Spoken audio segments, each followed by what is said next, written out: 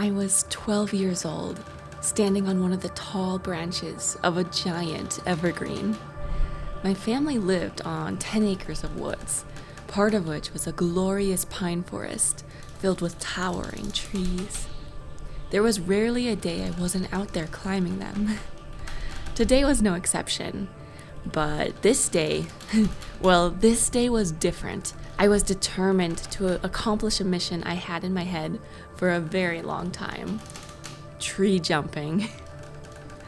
I'm not exactly sure how it got in my head that I needed to do this, but there it was. Perhaps it was too many Tarzan movies, or just me dreaming about being a badass. But the dream was there, and I knew I had to try it. I had the perfect setup for it too.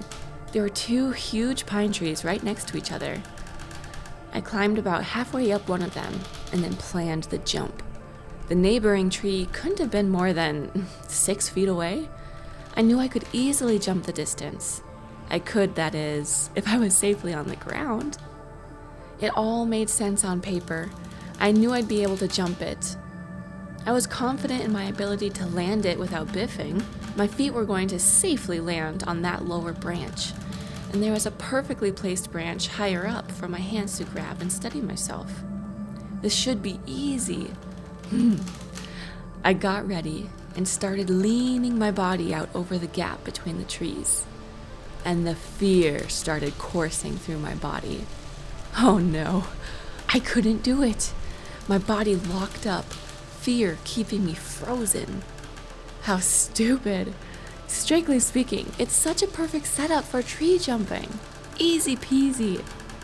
But the fear, my survival instinct was getting in the way.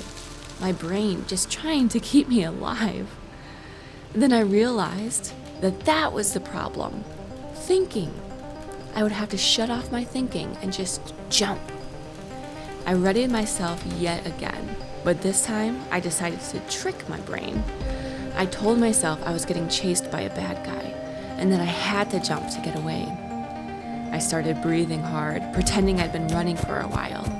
I looked behind me, saw the bad guy closing in on me. I pulled back and then leapt off my branch. For the briefest moment, I was flying. And then I landed exactly as I had predicted. Feet solidly on the lower branch, hands locked securely around the other branch above my head. A huge grin split my face. I did it. I tree jumped. A warm wave of accomplishment melted over me. And all I had to do was turn off my thinking and just act.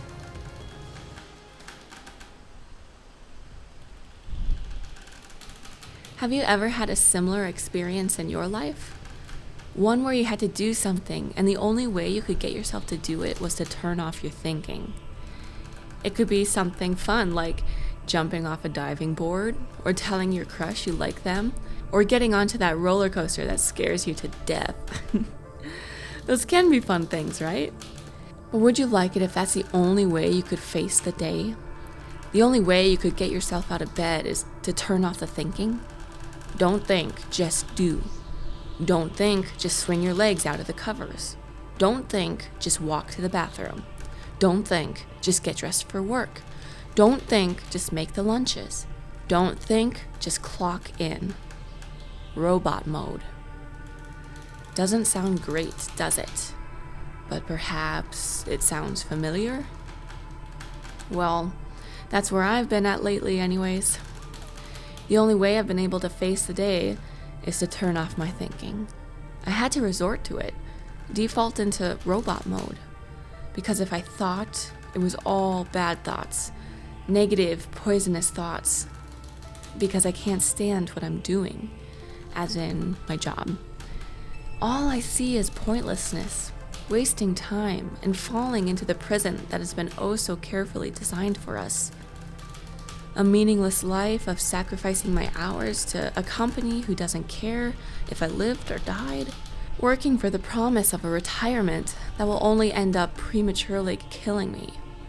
Lovely. Now you see why I've been having trouble getting out of bed. Perhaps you're wondering why I'm sensitive to this. I'm getting old, in fact. I should be used to the way life is. Why is it hitting me so hard?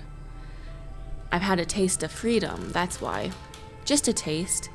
But once that happens, you can't unring the bell. Once you know something, or have experienced something, or learned something, you can never go back. That's what I'm dealing with.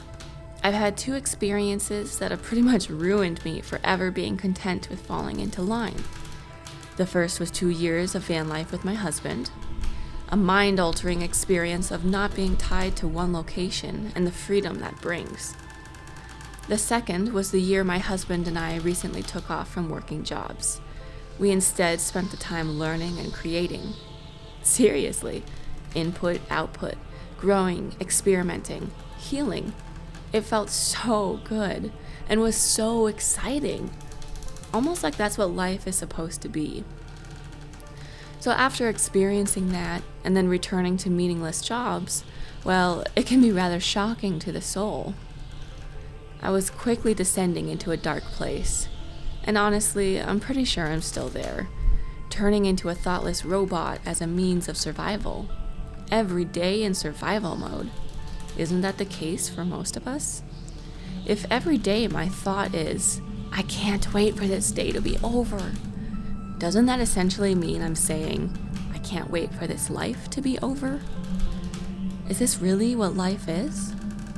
As much as I fear it is, I can never seem to accept it deep down in my soul. I think I will always be fighting against the fate of meaninglessness.